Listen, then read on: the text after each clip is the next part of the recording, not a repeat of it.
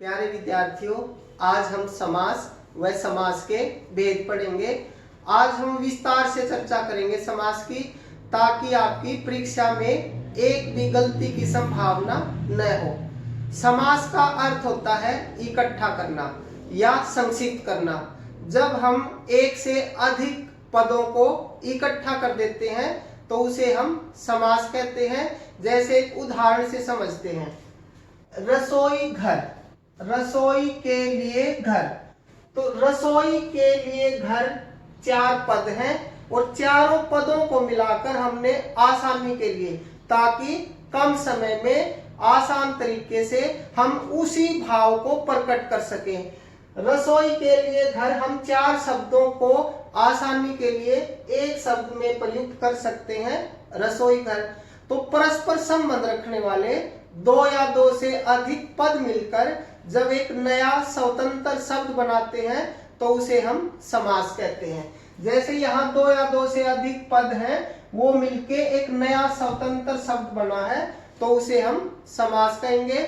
और उन पदों में आपस में संबंध होना जरूरी है। समस्त पद में 2 पद होते हैं, एक पूर्व पद, एक उत्तर पद। पूर्व माने पहले, उत्तर अर्थात बाद में। जैसे रसोई घर में 2 पद हैं, पहला पूर्व पद, दूसरा उत्तर पद। तो दोनों को मिलाकर जो पद बना है उसे हम कहेंगे समस्त पद। और समस्त पद को जब हम विग्रह कर देते हैं, समस्त पद का जब हम विग्रह कर देंगे तो उसे हम समास विग्रह या समस्त पद विग्रह कहते हैं।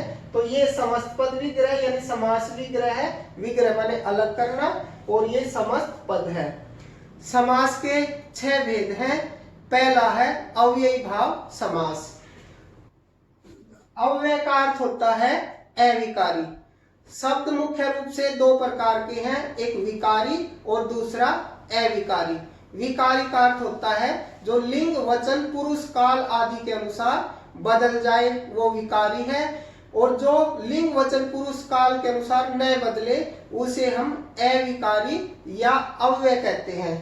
तो अव्ययी भाव समास होता है, उसमें समस्त पद अव्यय का भाव देता है। वो अव्यय है या नहीं है, अव्यय न होते हुए भी वह अव्यय का भाव देता है, तो उसे हम क्या कहेंगे, अव्ययी भाव समास। जैसे हम उदाहरण देखते हैं, हाथों हाथ।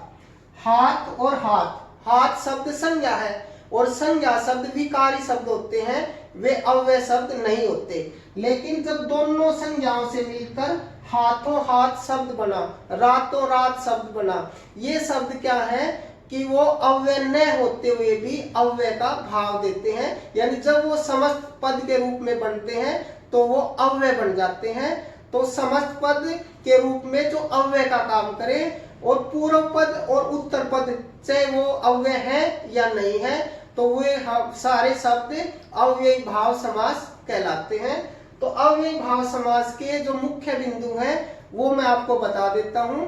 अव्ययी भाव समास में पहला पद प्रधान होता है। जैसे यथाशक्ति हम शब्द देखेंगे, यथाशक्ति का अर्थ होता है शक्ति के अनुसार, अर्थात शक्ति की मात्रा के अनुसार।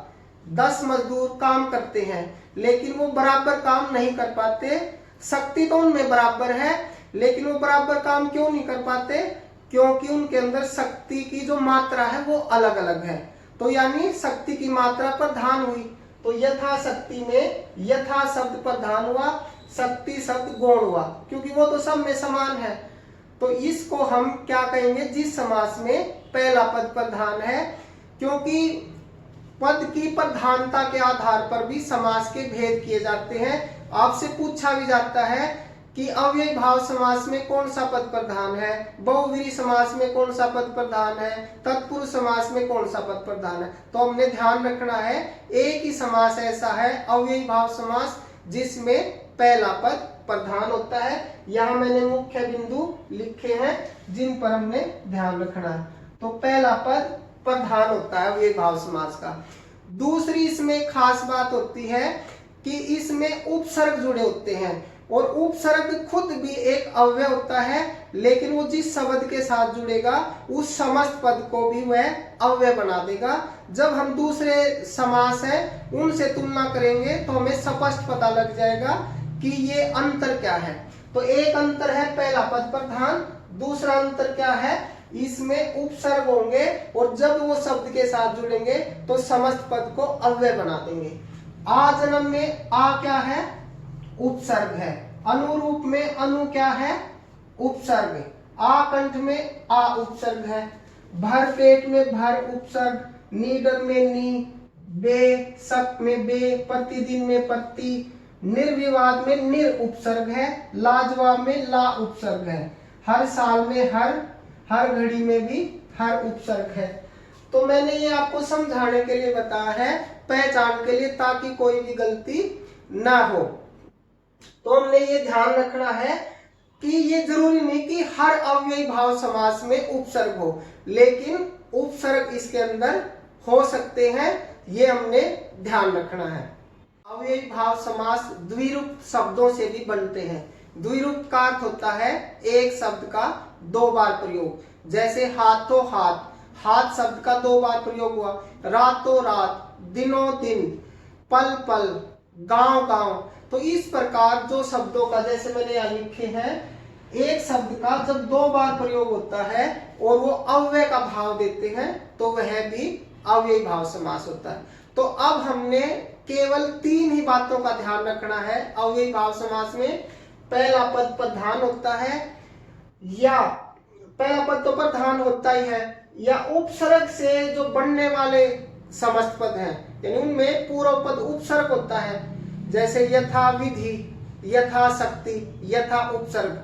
आकंठ में आ उपसर्ग, ठीक है। निर्विकार में निर उपसर्ग। तो इस प्रकार या कोई भी उपसर्ग का जहां प्रयोग होगा वह समस्त पद, जब उपसर्ग समस्त पद बनाएगा तो वो अव्यय का भाव देगा।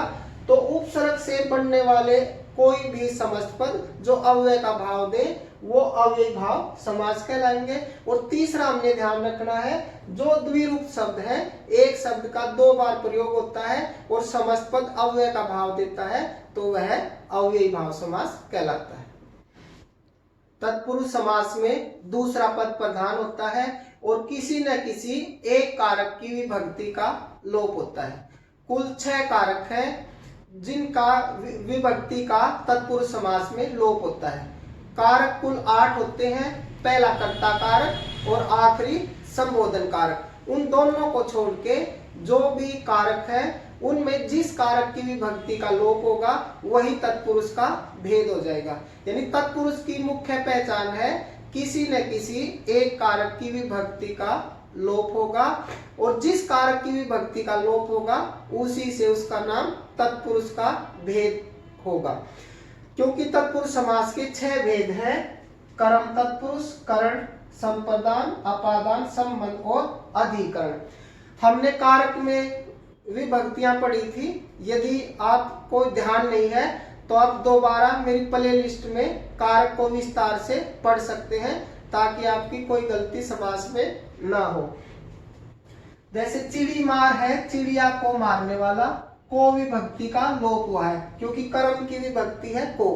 कर्ता ने कर्म को, करण से, संप्रदान के लिए, अपादान से, जुदाई, अधिकरण में पर। तो ये विभक्तियां हमने पढ़ी है। संबंध का, के, की, रारेरी। तो इन विभक्तियों में हमने ध्यान रखना है जिस कारक की विभक्ति का लोप हुआ वही उसका भेद। तो चिड़ी मार को विभक्ति का लोप है तो को विभक्ति किसकी है, कर्म की। ग्रामगत, ग्राम को गत, तो को विभक्ति का लोप हुआ। करण की विभक्ति होती है से का अर्थ होता है साधन के रूप में कि जिस साधन से काम हुआ है। हस्तलिखित, हाथ से लिखित, तो लिखने का साधन क्या है, हाथ, तो से विभक्ति का लोप। शोक से आकुल, बेचैन किससे है, शोक से, तो जो साधन के रूप में से का प्रयोग हो वह करण तत्पुरुष। संप्रदान के लिए विभक्ति होती है, विद्या के लिए आल्य, आल्य किसके लिए है, विद्या के लिए है। सामग्री किसके लिए, हवन के लिए। तो के लिए विभक्ति का अगर लोप होता है तो संप्रदान तत्पुरुष।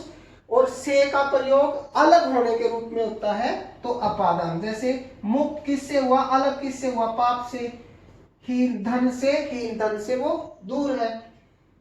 जहां का के की रा रे री ना ने नी विभक्ति का लोप होता है संबंध। जैसे राजा का लोप हुआ तो संबंध तत्पुरुष। विद्या काल्य, विद्या का सागर, विद्यासागर। अधिकरण तत्पुरुष होता है जिसकी विभक्ति है में या पर। तो यहाँ गुण सवार में पर विभक्ति का लोप हुआ है और डिब्बाबंद में विभक्ति का लोप हुआ। तो तत्पुरुष समास की खास पहचान है किसी न किसी एक विभक्ति का लोप होगा। कर्मधारय समास में दूसरा पद प्रधान होता है और इसकी पहचान है कि या तो विशेषण विशेष से संबंध होगा या उपमेय उपमान। बस यही बात हमने ध्यान रखनी है कि या विशेषण विशेष से संबंध या उपमेय उपमान। जैसे हम उदाहरण देखते हैं, पहले विशेषण विशेष से संबंध के विशेष से होता है जिसकी विशेषता बताई जाए और जो विशेषता बताते हैं वो विशेषण। जैसे यहाँ गाय शब्द है, उसकी क्या विशेषता है, नीली है। तो गाय शब्द की विशेषता बताइए विशेष है और उसकी क्या विशेषता है, नीली है। तो नील गाय शब्द कर्मधारय समास। दुष्चरित्र, दुष् माने बुरा, चरित्र की क्या खास बात है, क्या विशेषता है कि वो बुरा चरित्र है। प्रधान अध्यापक, प्रधान अध्यापक, अध्यापक की क्या विशेषता है, वो प्रधान है। तो एक शब्द दूसरे की विशेषता बताए। लाल मणि, मणि की क्या विशेषता है, लाल है। तो एक तो विशेषण विशेष से संबंध होता है, दूसरा उपमेय उपमान। उपमेय होता है जिसका वर्णन किया जाए और उपमान होता है जिसके साथ उसकी समानता बताई जाए, अर्थात दो चीजों में समानता की जाए। जैसे मृग नयन, नयन किसके समान है, मृग के समान। तो यहाँ जैसे हमने उपमा रूपक अलंकार पढ़े हैं तो ध्यान रखना है। चंद्रमुख, चंद्रमा के समान। तो चंद्रमुख में चंद्रमा के समान मुख, मुख की क्या किसके साथ समानता है, चंद्रमा के।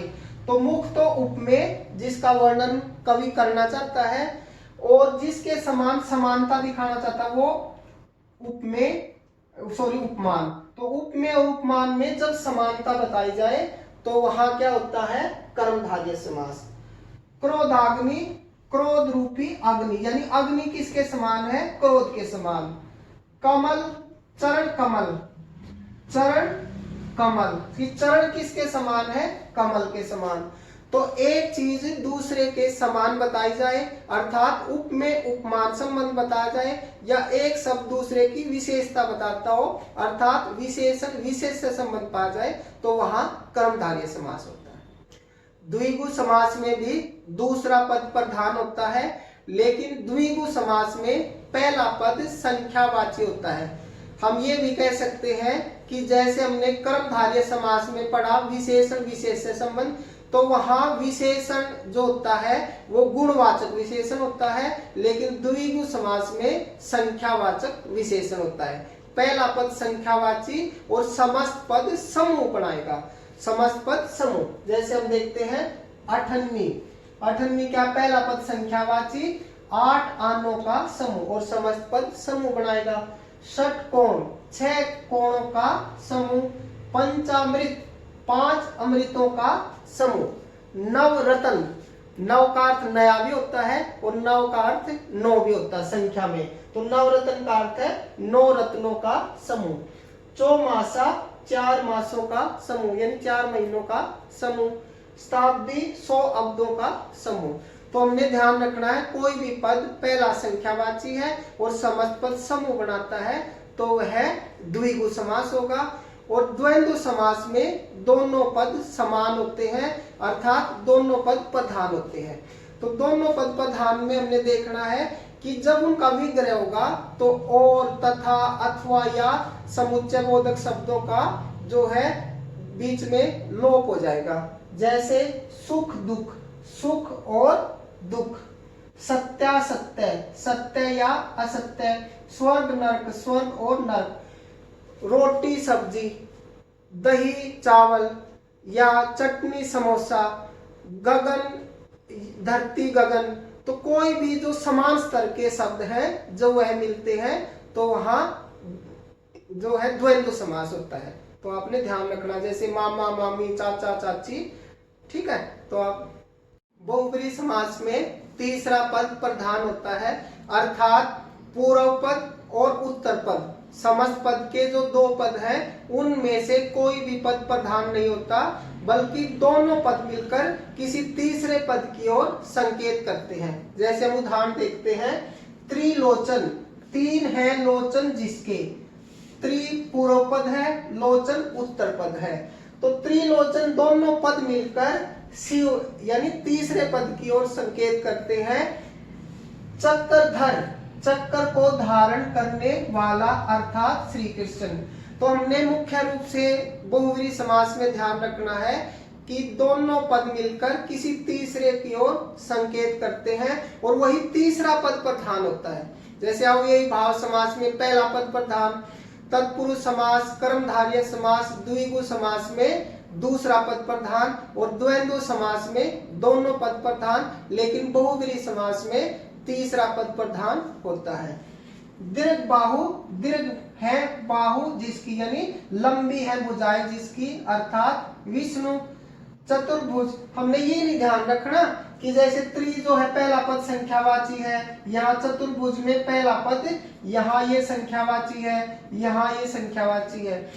पहला पद संख्यावाची है, समूह बनाता है तो द्विगु समास है, लेकिन पहला पद संख्यावाची होकर वह दूसरे पद के साथ मिलकर तीसरे पद की ओर संकेत करता है तो वह बहुब्रीहि समास कहलाता है। जैसे यहाँ चार है भुजाएं जिसकी है, चार भुजाओं का समूह नहीं है, द्विगु के लिए समूह होना जरूरी है।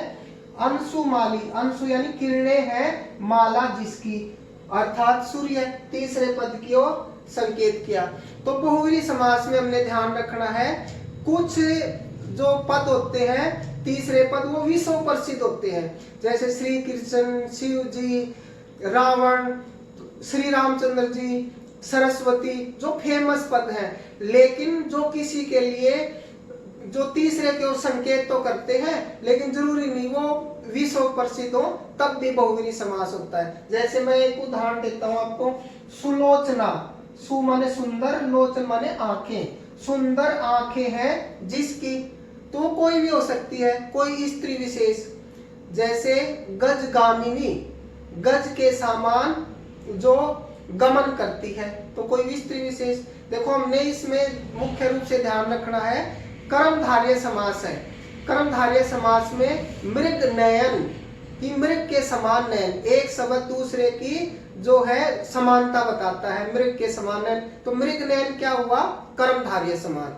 लेकिन यहाँ होता मृग नयनी, मृग नयनी का मतलब हुआ मृग के समान नयनों वाली, अर्थात स्त्री विशेष। तो मृग नयनी तो क्या हुआ, मृग नयनी हुआ बहुब्रीहि समास और मृग नयन हुआ कर्मधारय समास। तो इन बातों का ध्यान रखना है, पहला पद और दूसरा पद मिलकर विशेषण विशेष्य या उपमेय उपमान संबंध बताते हैं तो कर्मधारय है, लेकिन अगर वो तीसरे की ओर संकेत करते हैं तो वह कहलाएगा बहुब्रीहि समास। जैसे तिरंगा, बार बार क्वेश्चन आता है परीक्षाओं में, तो तिरंगा तीन रंगों का समूह की ओर संकेत नहीं करता बल्कि भारतीय ध्वज की ओर संकेत करता है, तो इसमें तीसरा पद प्रधान है। तो तिरंगा शब्द में बहुब्रीहि समास होगा, तीन रंगों का समाहार है जिसमें, अर्थात भारतीय ध्वज। तो जब दोनों पद मिलकर कोई तीसरे पद की ओर संकेत करते हैं, जैसे पंजाब है, पंजाब पांच आबों का समूह, आब माने जल, जहां पांच नदियां बहती हैं उसका समूह नहीं है बल्कि ऐसा स्थान जहां पांच नदियां मिलती हैं, तो वह स्थान विशेष के लिए प्रसिद्ध है। तो यहाँ पर पंजाब कोई राज्य विशेष के लिए है, तीसरा पद प्रधान है, तो यहाँ बहुब्रीहि समास है। तो आपने इन बातों का ध्यान रखना है कि कौन सा पद प्रधान है और उसमें क्या विशेषता है। धन्यवाद।